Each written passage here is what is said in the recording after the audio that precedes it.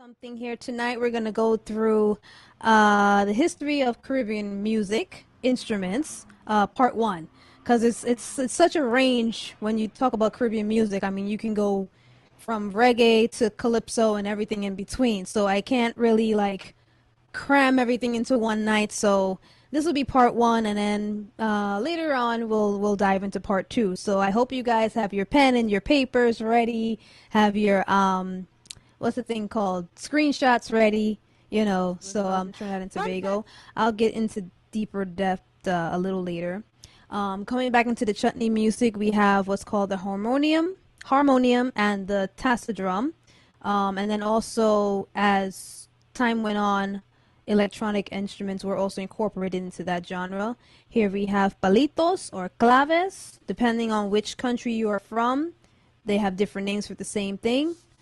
So that's from the Spanish and Latin American influences. So yes, back to the steel pan or the steel drum, that's very popular throughout the Caribbean, but it was generated in Trinidad and Tobago, and it was originally made from the empty steel barrels, and they were created in response to a ban on hand drums and bamboo drums. It's very much a staple throughout the Caribbean, as I said. I know in Trinidad they have their steel pan. Oh gosh, what did the thing name again? When they have their panorama, there we go. And they have the big steel bands, and they pretty much they practice for like months on end, arranging and with the different songs. And yes, Chico, it is very much an amazing innovation. Imagine to take something like that and they were able to beat it, fashion it a certain way to make sound, and now it's become like a icon, if you will, of the Caribbean music, right? You can hear it anywhere you go. If you go to Bahamas, you go to Jamaica, you go wherever, you hear the steel band. Even in New York, Toronto, etc., etc., you could find a steel band player, a steel pan player. But yes, not exactly. Steel pan is everything. You get a bit of that little ting ting ting ting, and it's like, yeah.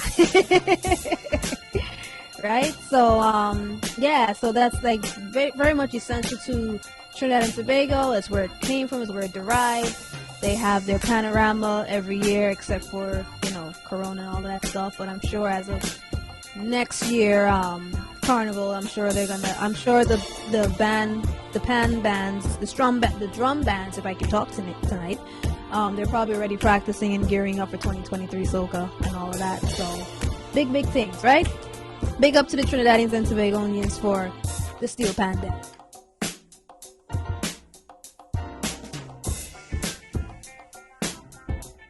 For full episodes of Behind the Mic, follow us on twitch.tv.